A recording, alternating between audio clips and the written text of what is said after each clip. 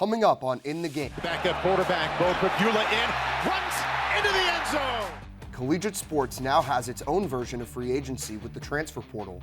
But what happens to the student athletes that don't get signed? The money is crazy, not necessarily at the D3 level, but at the D1 level with basketball and football. The amount of money, students are being paid, it's genuinely insane. Plus, college football is a world where millionaire athletes play on the same field as athletes playing for free. And we do also have NIL.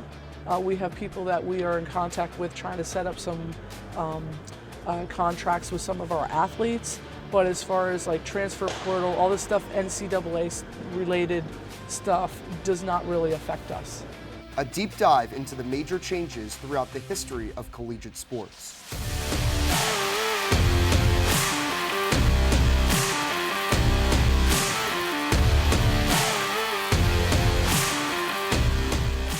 Finally, I gamble when I wake up. I gamble when I'm in class. I gamble when I'm in the bathroom. I gamble when I am going to bed. a look into sports gambling, one of the few industries thriving economically, and how it has a grip on young men in America. In the Game starts right now.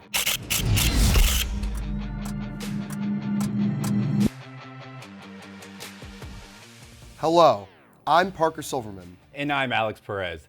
Welcome to In the Game. This is a show for stories and storytellers. We take a big picture look at the issues in the realm of sports. We tell stories with real impact on real people. And we're doing it digital first. If it's not on the internet, it didn't happen. And we start with a bit of a history lesson. There have been many defining moments in college sports, like the creation of the NCAA, the first college football television broadcast, or women taking the court for the first time.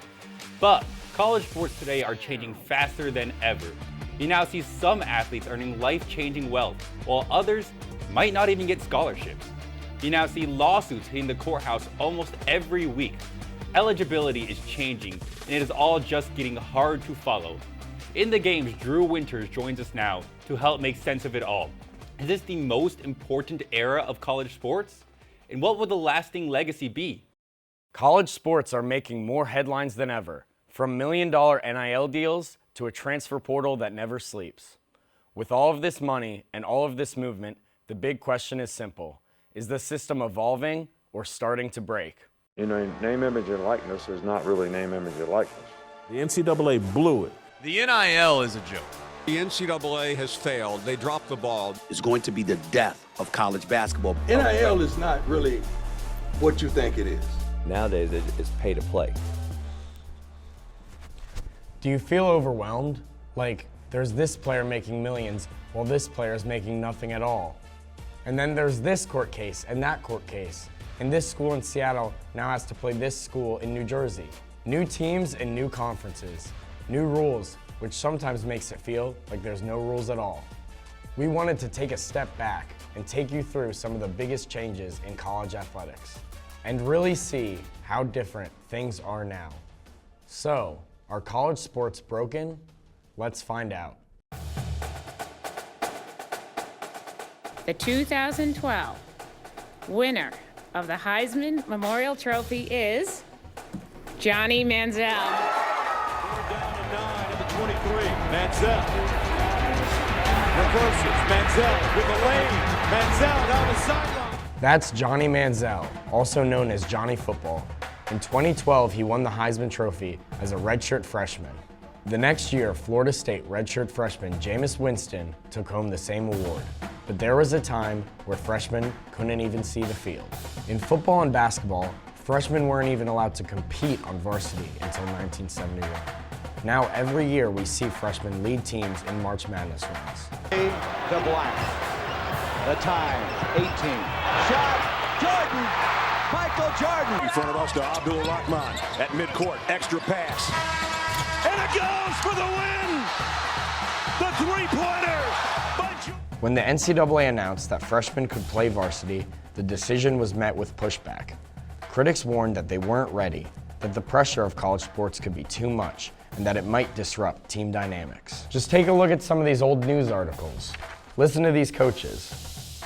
I seriously doubt that many freshmen will earn a starting position at Auburn or anywhere else in the SEC. It's throwing them into the rat race too soon. The emergence of stars like Kareem Abdul-Jabbar and Bill Walton at UCLA showed that freshmen could compete at an elite level. Teams got more academic help too. During the 70s and 80s, more major football programs started chartering flights for travel, reducing travel time and allowing student athletes to miss fewer classes. And 1 year later, in 1972, you had Title IX, which opened the door for women to compete. And today, those same athletes are leading programs, breaking records, and redefining college sports. Title IX is a 1972 federal law that bans sex-based discrimination in schools that receive federal funding. It's called Title IX because it's the 9th section of a larger education law, not a court case. In sports, it requires schools to provide equal opportunities for women, including scholarships and teams. The introduction of Title IX fueled debate too. Some questioned whether schools could provide the resources to support them. We're here at the All Sports Museum in Beaver Stadium. Come with me through the museum as we explore Penn State's athletic history. Here's a picture of Coach Paterno in the 1973 Nittany Lions, just 1 year after freshmen were granted eligibility to compete on varsity. Here's a picture of the 1975 Penn State women's basketball team, just 3 years after Title IX. Penn State's history reflects the evolution of college athletics itself. Today is the first day college student athletes can profit off their name, image, and likeness. Athletes will be able to profit from their name and their fame. Start paying athletes directly. A salary cap for D1 sports. Today, we're living through another era of transformation. Name, image, and likeness gave athletes the opportunity to make money off of their popularity. In July of 2021, something happened that changed college sports forever. College athletes were at the center of a billion-dollar industry for decades. They filled massive stadiums, brought in huge TV audiences, and became the most memorable faces at their schools. But they weren't allowed to be paid. The system was built on amateurism. Schools gave athletes scholarships instead of paychecks. For a long time, that was enough. But as college budgets ballooned to the billions, college athletes were looking for a cut. Social media turned athletes into big brands. Suddenly, athletes were asked to choose between competing and capitalizing on their own success. This came as a result of judicial action. Cases like O'Bannon vs. NCAA challenged the NCAA's use of athletes' name, image, and likeness without compensation, while NCAA vs. Alston struck down restrictions on education-related benefits. These two were the major cases that weakened the NCAA's amateurism model. So, in 2021, the NCAA finally changed the rules. Name, image, and likeness meant athletes could be paid for sponsorship deals. In theory, a new era of college athletics might be defined by money, movement, and uncertainty. But are we overreacting? Let's talk the transfer portal. It offers freedom and flexibility. Before, you had to sit out a year before transferring. Now, you could see a player at 4 to 5 different schools in a career without penalty.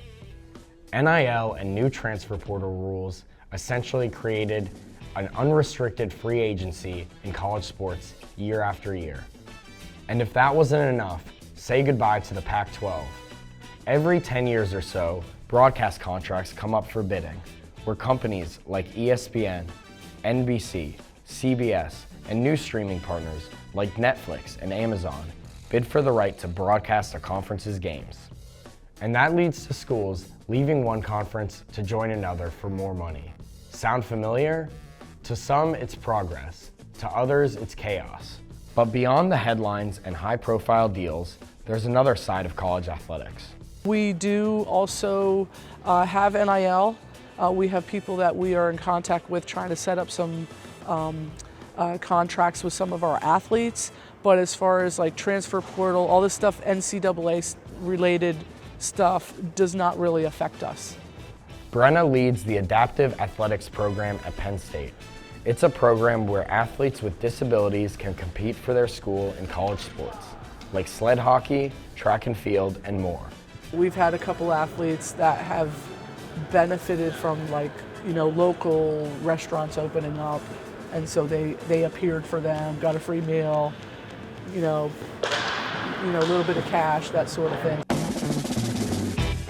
Penn State's program started in 1999, but restarted in 2023 after a 3-year hiatus due to COVID-19.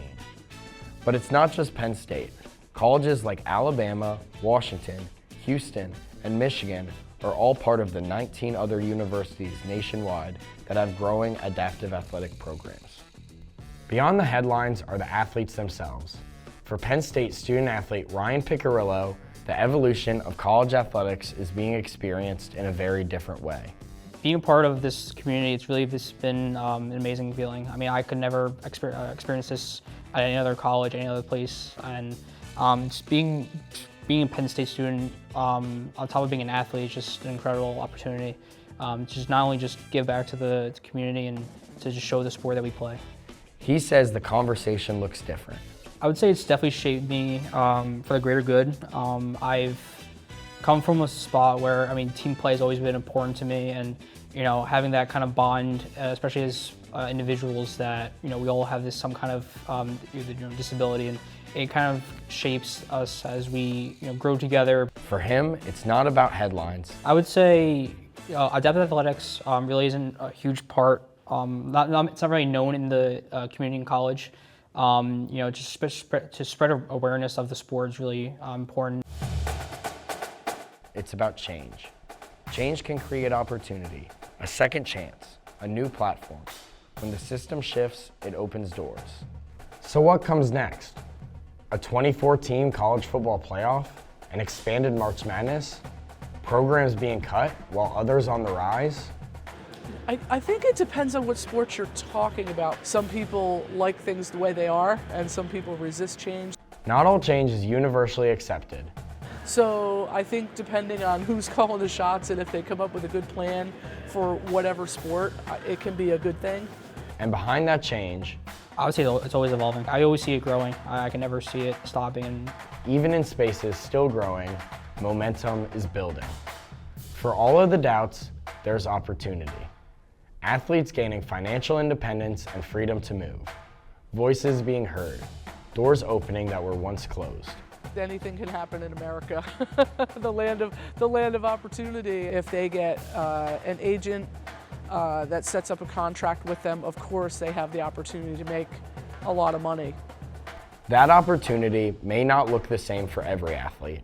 It's just amazing. I just couldn't put it better. I didn't think that there was this much involvement there is now in college athletics. Every era of college sports has faced moments like this. Change doesn't break the system, it transforms it. With courts, conferences, and Congress still shaping the rules, the future of college sports is still being written. For In the Game, I'm Drew Winters. Just a reminder for everyone, you can find these stories on our webpage at bellisariostudentmedia.psu.edu. Go to broadcasts, you can find our stories on the In the Game page. You can also find these stories on our YouTube channel called In the Game Bellisario. Be sure to subscribe for these stories and more. Let's move on to the money. You might have heard the term NIL thrown around a lot recently. It stands for name, image, and likeness, essentially. It's shorthand for when colleges pay their athletes. And that can happen in a bunch of different ways.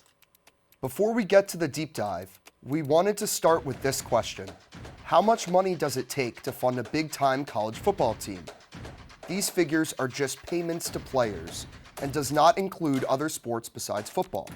And all of these numbers are estimated. According to the NCAA, Penn State football had an NIL budget of just less than $14 million for the 2025 season. Oklahoma, Clemson, Florida, and Alabama all around 15 to 16 million. Michigan north of 16 million. Texas A&M north of 17 million. Georgia at 18 million. LSU and Ohio State had a football NIL budget of $20 million. And the top spender, Texas, spent $22.2 million on its football roster in 2025. Let's send it to In the Game's Noah Flenard and Drew Golden with more. Guys? It seems like college athletics is constantly changing these days. In this story, we highlight how NIL, or the injection of pay for play, has disrupted college sports, changing it forever. You've been out of coaching for a while, and how are you going to adjust that NIL? I said, well, it's a minor adjustment. And they said, what do you mean? I said, back then, we used to walk through the back door of the cash. Now we just got to walk through the front door of the cash. College sports have been changed forever. NIL, or name, image, and likeness, are constantly changing the world of college sports as we know it today. Things are constantly zooming and changing as athletes are getting bigger and bigger deals. Some make thousands and some even make millions. But we are all focused on big college sports like football and basketball. But what if we went to a school that you haven't heard of before? Penn State Altoona. It's in Altoona, Pennsylvania, just off the foothills of the Appalachian Mountains. The campus has its own athletics and its own facilities, just like any other school. It's only got 2,700 kids. Maya Torres, a junior, might just be the biggest name at Penn State Altoona. Maya's from Culpeper, Virginia, and she's the starting goalkeeper for the women's soccer team. But just like her, just like any other athlete, her story starts way before NIL. High school to college, like the level of play is obviously so much higher. So just, staying confident and believing that, you can, you stopped all these shots against these people in high school, you can do the same in college. For Torres, playing college sports was always the goal, but she dabbled in a little social media. She has about over 2 million followers on TikTok and over 138 million likes over all of her videos.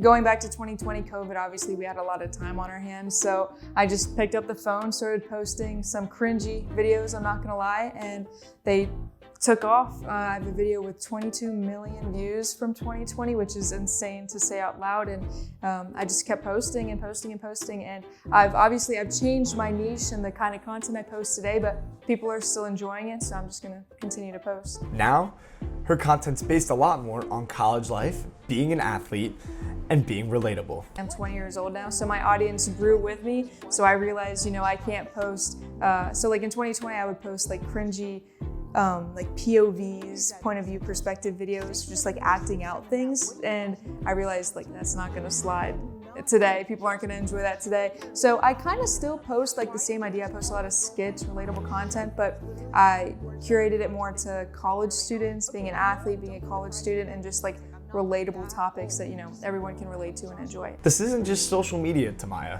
This is work.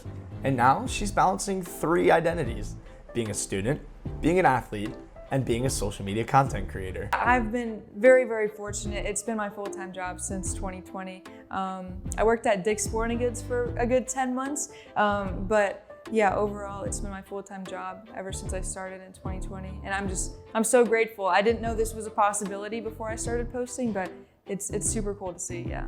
Time management, it's such a simple answer, but it's so important to be able to have time management in high school. I played on multiple teams at once, so I had 2 to 3 practices a day plus school. So I think being able to manage that in high school made it a lot easier coming into college and managing academics and sports here. And that's where NIL comes in. In 2021, college athletes were finally allowed to make money off their name, their image, and their likeness. But for Torres, the line isn't so clear. There's a few entrepreneurial endeavors that I've been working on behind the scenes that I want to obviously, bring public soon. Maya, she makes her money through personal brand deals, not through her athletics. And she really likes it because it blends well with her life. But real quick, let's send it back to Happy Valley, the home of Penn State football.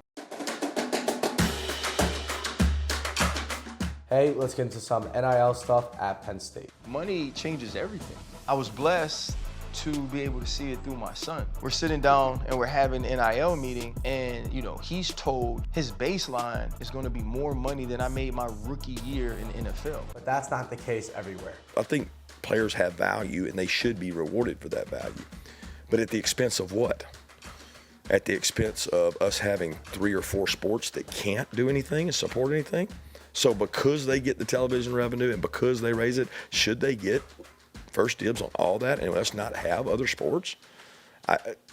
I don't think that's right. NIL has changed everything at the highest level. Now back to State College, where 3-year football team manager Nick Lydia gave an insight on how NIL impacted his job on the daily. Yeah, I mean, like, at the end of the day, it comes down to like how you were raised and like the people that you surrounded yourself with at a young age and how their morals and ethics and everything impacted you is how you treated other people. Like, I knew a lot of players, not a lot, a handful of players that were going out of their way to like make charitable donations or like buy their parents a car or help their family out in some way. Yes, you're gonna have like urges to spend money on things that you may not necessarily need, but that you want, which is okay. But at the end of the day, like, you have to help give back to people. Before we get too deep, let's take a look how NIL has affected some popular college athletes. Remember Carson Beck, the 6'5" gunslinger who was a 2-year starter and all SEC quarterback at Georgia? Yeah, well, he ended up transferring to Miami and signed a NIL deal evaluated at $4 million. Or take Jaden Rashada. He's the first ever player to initiate an NIL lawsuit in college football history. He was offered a $13.85 million NIL deal as a high school football recruit without playing a snap of college football. Unreal. Anyway, he just settled his lawsuit in February. He transferred from Arizona State to Georgia, then to Sacramento State, and now he's finally at Mississippi State. The top teams in college football right now are dropping bags of money on NIL. The top 3 include Texas at $22.2 million, Ohio State at $20.2 million, and LSU at $20.1 million. Penn State ranks 11th with their spending being between $13 and $14 million. But buying a roster doesn't mean bringing a championship. Indiana spent $13.6 million, which was just 12th behind Penn State. So where do these large sums of money come from? To put it simply, schools have NIL collectives for their athletes, which are made of alumni and businesses that donate money specifically for player compensation. Other sources of money come from a local business or brand deals. These large deals don't just exist in football, as Texas Tech has been literally drilling their money. Based in Lubbock, Texas, the university and NIL collective, the Matador Club, gave softball pitcher Nigeria Kennedy the most expensive NIL softball deal ever valued at $1.05 million. Texas Tech made the big dance, but ultimately fell short. Before we get too far down the rabbit hole, let's spin it back to Maya. For Torres, this world feels distant. Remember when I first started posting, you know, it comes with everyone that posts online. There's gonna be backlash. Not everyone is gonna enjoy what you post. I remember being bullied a little bit in high school because of the content that I was posting, but it really was just the DMs and the comments that I would get from the people that, you know, maybe said that I made their day or, you know, like put a smile on their face. Like the happiness and joy that I brought to people overwhelmed the negativity. Her confidence is built the same way as any other athlete. It was quite difficult at first. I was thinking about ending my like athletic career overall after my sophomore year, and my parents pushed me. They were like, hey, you know, just visit one school or talk to a couple coaches. And the one school, the only school that I visited was Penn State Altoona. For some athletes, this is a business, but for others, it's still just a game. The guys at first were much more appreciative of the money versus expecting the money, where the guys who were there for years before NIL really took off, those guys understood it's about football, not about business. And from their standpoint, it was more so like, I'm here to play football, I'm getting paid on the side, like this is my dream life. And now it's like, all right, I want my money and then I'll play football. And players aren't just spending their money on stuff. NIL is growing fast and it's not slowing down, but it does open the opportunity for other athletes to make a living just like Maya. I love posting. I've been posting 6 years now, since 2020, and I still love posting, and I see myself continuing to love posting in the future. NIL is changing the landscape of college athletics. You all know the big money stories, the Lamborghini dreams, but for others, it's still a chance to earn money and play the sport that they love. And just maybe, that's where the real story is.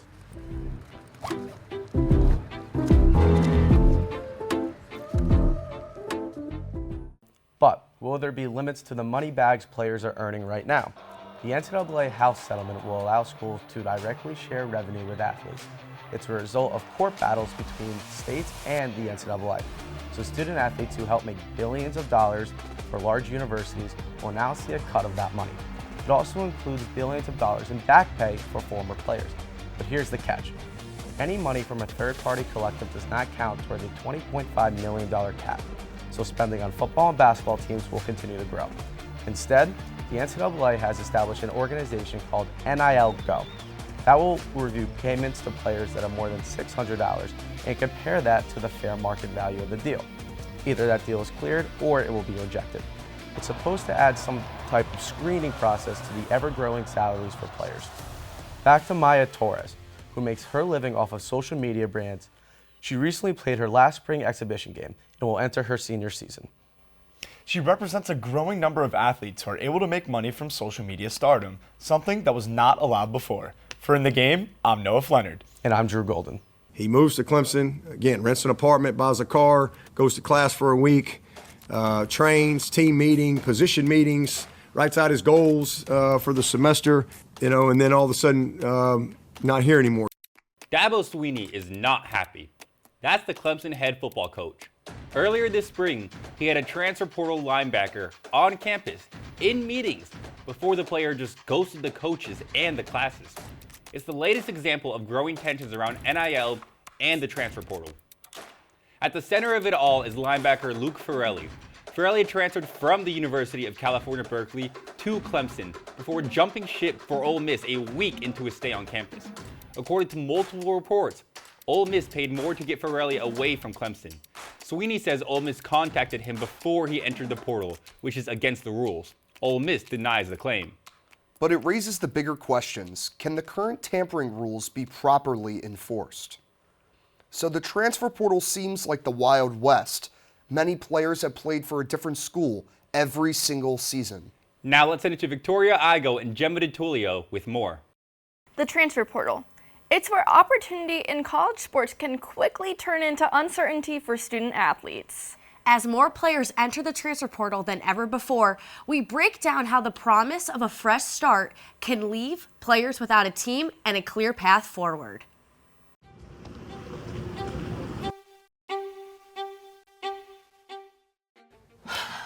All right, guys. So you've heard the phrase, every single college football Saturday. You get hype at all of the theme songs, the soundtracks of every single network that covers football, right? Ikenna Ogu, that's who commits to Penn State out of the transfer portal. Schools have just become some stops.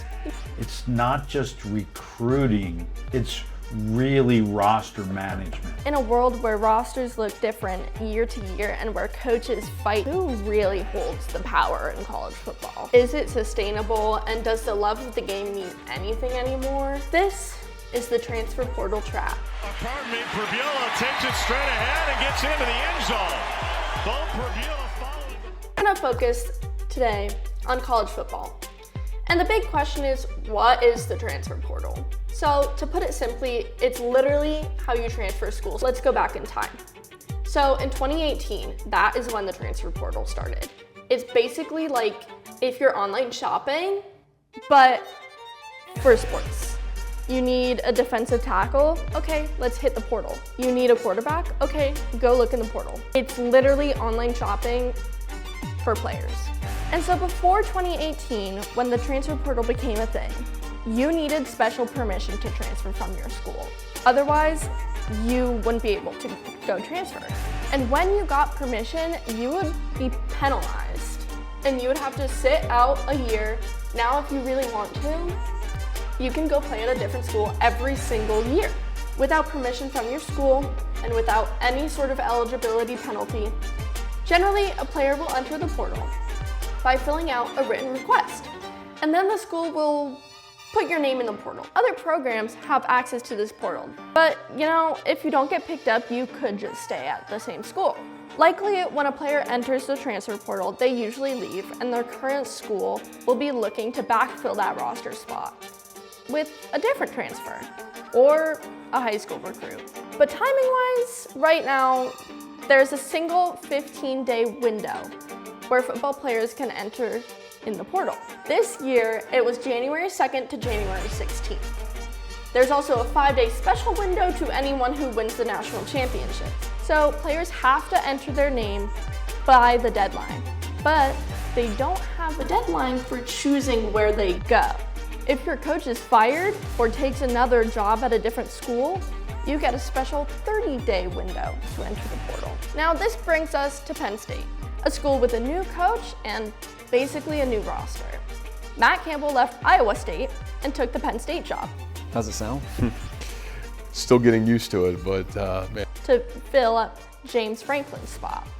But he brought 24 players with him, including starting quarterback Rocco Becht and defensive lineman Xiyan. Ike was an academic all Big 12 at Iowa State. My coach ended up leaving, so I knew that I wasn't, and I already did my 4 years at Iowa State, so I had a feeling like, okay, there was really no reason for me to be here. And honestly, I transferred mainly because I wanted just to see like a new program and see what everything is like and just see ways I can, better myself. Honestly, I was nervous about the whole process of it, but going to a new school, I was more excited because I knew it was going to be a new opportunity. If you follow your coach to a new school, I think the odds are very high that admissions is going to accept you, and especially if you're an undergrad. You could draw up all sorts of reasons for transferring.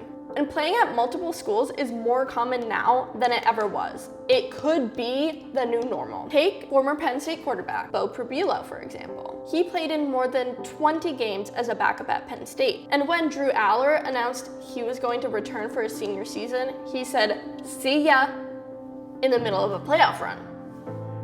It was either leave the team during the playoffs or sit on the bench.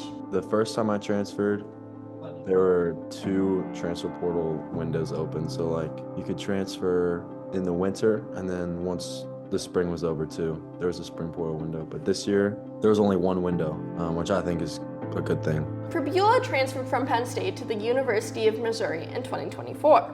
He became the starter for the Tigers, but missed playing time with an injury.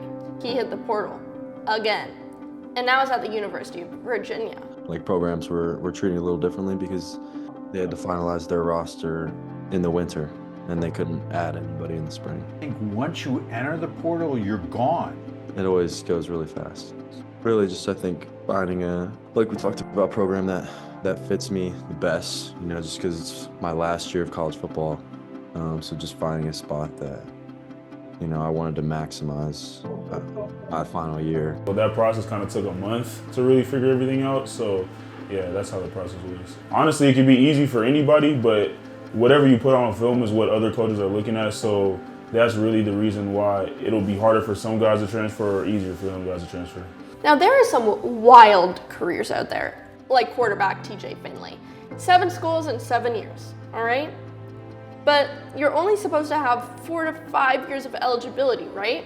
So thanks to COVID, you got an extra year of eligibility, and then TJ Finley, in his case, he had 2 injuries, one in 2022 and one in 2024. So that's 2 extra years of eligibility added on to the other eligibility year from COVID. But he's not the only one who's had this. If you're Division I, you're thinking about making money after you finish your college career, but then also you're thinking about making some bank while you're still in school. For me, I don't think it affects me, but for like my personal experience, yeah, because like some people will be like, oh, I'm just gonna leave this program just to go get $1 million here, and then it's like, you go there, you get the money probably, but what are you really doing? I think both times, biggest fear is just making the wrong decision on a program that doesn't fit you. I really tried my best to sit down with all the people I need to sit down with. So it's kind of like in a relationship, it's like you're teetering back and forth. You end that by hitting the portal. It starts faster with bigger schools. So far, we've only talked about college football success stories. But you know what? Let's break down some numbers. According to the NCAA, more than 10,000 college football players entered the portal this January in 2026, across every single division. That means 20 to 30% of all college football players entered the transfer portal in 2026. Just in FBS alone, the largest football division, there were more than 1,200 players left in the portal when it closed. I mean, this past portal, I went to like 7 different schools in 7 different days. I get a lot going from the school, from a different school, seeing what the school provides for you, and then seeing what the sports also provide for you. I feel like it's just a great stepping stone for what you want to be able to accomplish in the future. So it's really like athletics first and then school, which really isn't what it's meant to be. If you're to learn anything from this, think about this. The power dynamic has shifted. Coaches used to be the kings of the program, but now all they need are massive money donors just to keep their best players around. So what's coming next? Will we see an ironclad contract? Will we see college football players become employees? We'll see what happens. But for now, we have plenty of football players caught in a trap that they won't escape. College athletes could soon have more flexibility when it comes to their eligibility and transfer options. A new executive order signed by the president is proposing major changes that would limit NCAA athletes to 5 years of eligibility and just 1 transfer without penalty. Coaches and administrators say frequent transfers are making rosters unstable and turning college sports into something that looks more like free agency. And while it's still unclear how or when these changes take effect, the debate is already shaping the future of college sports. As the portal continues to shake up rosters, not every move leads to a better outcome. For many, the transfer portal trap is a reminder that changing teams can lead to unexpected setbacks. For In the Game, I'm Victoria Igoe. And I'm Gemma DiTullio. Thank you, Tori and Gemma. You've seen stories of major changes to college sports, including hot topics like NIL and the transfer portal. Now we move on to our last story. You've seen gambling ads. They're everywhere you look, inescapable for both casuals and diehards. More athletes than ever are getting involved in gambling scandals. Why is this happening, and what can be done to preserve fair play? This is a $20 bill. How far does that get you at a casino? We're at the Nittany Mall in State College, Pennsylvania. But it's kind of a stretch to even call it a mall anymore. In a representation of the state of modern-day consumerism, online shopping's popularity has resulted in many open storefronts. But recently, one of those storefronts was bought by, you guessed it, a casino. Happy Valley Casino is set to open at the end of April, the newest major attraction in what used to be a small college town. Even before the casino's official opening, there are still places to gamble in and around the area. For example, the slot machine at College Mart. We're going to go see how profitable gambling truly is. For investigative purposes only, of course.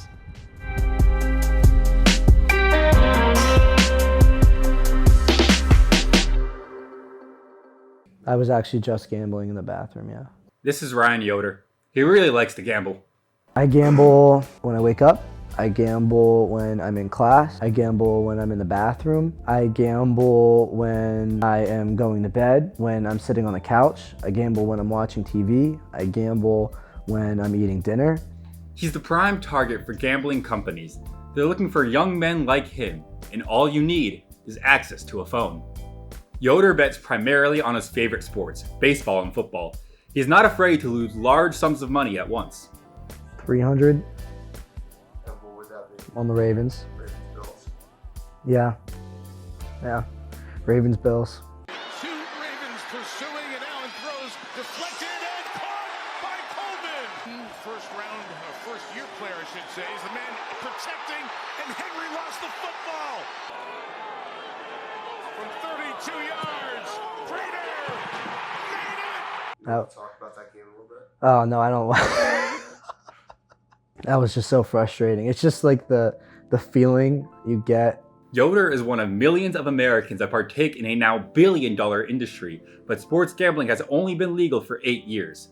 How did this industry explode in popularity, and how did it gain so much revenue so quickly? Gambling on sporting events has existed for as long as entertainment has. The origins date back to the earliest Olympic Games in ancient Greece, and gambling was a large cultural aspect of gladiator fights back in ancient Rome. However, in the United States, gambling was forbidden nationally until the year 1931, when Nevada, which much of this country struggling economically due to the Great Depression, legalized all forms of gambling within its own state. Las Vegas became industrialized as a casino hub, and the city quickly became the gambling capital of the country. Maryland and New Jersey followed suit, and it appeared that others would soon join, until 1992. U.S. Congress passed the Professional and Amateur Sports Protection Act, or PASPA, which mandated states not to legalize sports betting, with exceptions given to the state of Nevada in the sport of horse racing. A one-year window was given to states who had permitted casino gambling to legalize sports gambling, but neither New Jersey nor Maryland decided to do so. The state of New Jersey had other ideas in mind. The 10th Amendment of the U.S. Constitution ensures that, quote, the powers not delegated to the United States by the Constitution are reserved to the states, unquote. New Jersey believed it was the states, and not the federal government, that should decide whether or not sports gambling should be legal within its own borders. Led by Governor Philip D. Murphy, New Jersey took the case to the Supreme Court in 2017 in Murphy v. National Collegiate Athletic Association. On May 14, 2018, the Supreme Court made a landmark ruling that changed the sports world forever. Breaking news: the Supreme Court this morning striking down the federal ban on sports betting. The Supreme Court today struck down a law that was passed by Congress in 1992. Where the Supreme Court will allow states to legalize sports betting. This morning, the U.S. Supreme Court overturning a decades-long prohibition on sports betting. The Supreme Court sided with Murphy, New Jersey, declaring that PASPA conflicted with the 10th Amendment and was therefore unconstitutional, which puts the power of sports gambling legalization back into the hands of the states. New Jersey and Delaware had completed the necessary proceedings to legalize sports gambling within their own borders, and other states were quick to draft their own bills. By the end of 2018, 8 states had legalized sports betting, with 5 states permitting all forms, including application on a mobile phone. As of the writing of this video, those figures had ballooned to 38 and 30 respectively. It didn't take too long for sports gambling companies to realize they were not advertising their product on a state-by-state basis. They could advertise their product to the entire nation. The United States was open for gambling business. Fast forward to today, and the logos of gambling companies are plastered everywhere you look. I think we probably watch sports more than other generations, and in watching sports you'll see at least 10 ads on sports gambling while you're watching the sport. And many sites offer incentives for bettors. When my buddy turns 21, I want him to use my referral code. The people I was thinking about are kids in my fraternity or kids that live with me in this apartment. Multiple sources cite companies like FanDuel and Caesars Entertainment spending north of $1 billion last year in ads. Last year in America, we bet around $150 billion. $1.76 billion.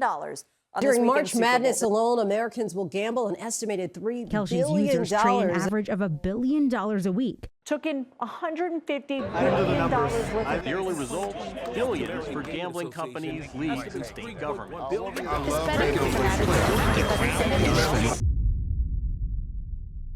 I even heard from the founding CEO of FanDuel, someone named Nigel Eccles. Danny Funt is an investigative journalist who recently published his book, Everybody Loses. He said point blank, their advertising is untruthful. They're selling that you can win, but you can't. Men between the age of 18 and 24 are most vulnerable for developing problematic gambling habits. Yet that is the same demographic that sportsbooks spend billions targeting. Often your most at-risk customers are your most profitable. So it puts these sportsbooks in an awkward spot where, yeah, they want to go after their best clients. Those are often the people who are most in danger of developing a problem that can be really ruinous and even deadly. Yoder is one of millions of at-risk clients. 90% on FanDuel. Whether I win or lose, I mean, I could go up, right? I mean, so total deposit into FanDuel, probably 90% of what I spend on groceries. So like 90%, so 10% on groceries, 9 times. Yeah. Yeah. According to NPR, sportsbooks are restricted on advertisements the same way that a lot of other addictive companies are. But in fact, states do very little to regulate gambling ads. In recent years, gambling has evolved outside of just sports to prediction markets like Kalshi and Polymarket. I bet the other day on the State of the Union on what what certain words Trump is going to say at the State of the Union, stuff like that. It's a new thing for people to bet on. They haven't been able to bet on what a politician is going to say or what the weather is going to be tomorrow. I bet on that too. These apps will allow you to bet on virtually anything: politics, culture, fashion, even the weather. And it has been proven time and time again, people will try to capitalize on what they know. That's actually something the CEO of Polymarket said explicitly, was it's inevitable that people will leverage non-public info on these platforms. That same age demographic, 18 to 24-year-old men, makes up a significant portion of the biggest sports leagues in the world. Gambling, on the other hand, has threatened the very thing that makes sports work: the integrity of the game. The integrity of sport essentially means that the game is being played fair. When athletes step on their respective playing surfaces, they are playing with the sole purpose of winning. But what if there were other motives, like making sure a certain bet hits? It'll call into question the integrity of games, both because we'll catch people who will succumb to the temptation to gamble. You'll then worry, an underdog won, or a strange call was made, or something unexpected happened. Was that just luck, or was it because someone was looking after a bet? Let's look at some major betting scandals that have plagued the NBA in recent years. Ironically, the league that was pushing the hardest to legalize sports betting in the first place. Raptors forward Jonte Porter is under NBA investigation after multiple betting irregularities over the past several months. Twice this season, Porter left games early due to injury or illness, which allowed heavily bet underprops to win as Porter failed to reach his expected output. And not even 2 years later, it happened again. A U.S. congressional committee met with NBA officials yesterday in response to the indictments of Portland's coach Chauncey Billups and the Heat's guard Terry Rozier and the former player and coach Damon Jones. Sports gambling scandals are not just contained to within the United States. Turkish football is on fire at the moment with what their head of the Football Federation calls a moral crisis. Whose football federation is taking disciplinary action against referees found to have been betting on matches. That 371 of the 571 active referees in professional leagues have betting accounts. And it's not just individuals involved in scandals. Oftentimes, it's entire teams. And when an entire team is not playing with the sole purpose of winning, the integrity of the game has been lost. If I bet on Kansas to win and they keep missing shots, I'm like, oh, this is rigged. But sometimes it just doesn't feel right. It is easier than ever for an athlete to place a bet without anyone knowing. You don't have to fix who wins or loses, which can be pretty difficult. You could do something as subtle as fix the outcome of the next pitch you throw, or your stats in a quarter of a game. According to Sports Insider, player props have become the most popular form of betting. These props allow fans to bet on anything, whether it be a player to score a goal, get a hit, score a point. You can even live bet specific halves, quarters, innings of a game. You can even take someone to score the first basket of a basketball game. But professional athletes are being paid millions of dollars. Wouldn't that dissuade them from becoming involved in the gambling industry? Not when the industry is now the one shelling out billions of dollars. The problem is when athletes are being bombarded with ads, just like the rest of us, and when they're seeing their teams and leagues profiting so much, they might say, how is it fair that I'm excluded from that? There's plenty of evidence to support that no amount of salary will dissuade all professional athletes from trying to gamble. If that is truly reality, the integrity of sports might be a lost concept. And if fans can't believe their own eyes when watching a game, if we don't trust what we're watching, why care in the first place? After further analysis, gambling is not a profitable source of income because, we ended up broke. Many visitors to the casino, as well as avid sports gamblers, will suffer the same fate. Whether or not you truly trust what you're viewing on your screen, it is always important to gamble responsibly. The business of sports gambling in the United States continues to grow at a rapid pace, with billions of dollars flowing through the industry each year. But as the market expands, a few major companies are dominating the space, driven by legalization across multiple states and the rise of online platforms. But the market is far from evenly distributed. FanDuel controls about 44% of the market, while DraftKings holds another 34%. Together, these two companies account for nearly 80% of all sports betting revenue in the United States. We should also mention the prediction market apps like Kalshi and Polymarket could shake up these percentages. Most of their revenue comes from sports betting too. For consumers, that could mean fewer choices. And for the industry, it signals a shift towards consolidation. According to the American Gaming Association, the U.S. is expected to spend nearly $17 billion on sports gambling in 2026. If you or a loved one is struggling with gambling addiction, call the National Problem Gambling Helpline at 1-800-522-4770. That's going to do it for this episode of In the Game. To watch these stories and more, go to bellisariostudentmedia.psu.edu. That's it for now. We will catch you next time.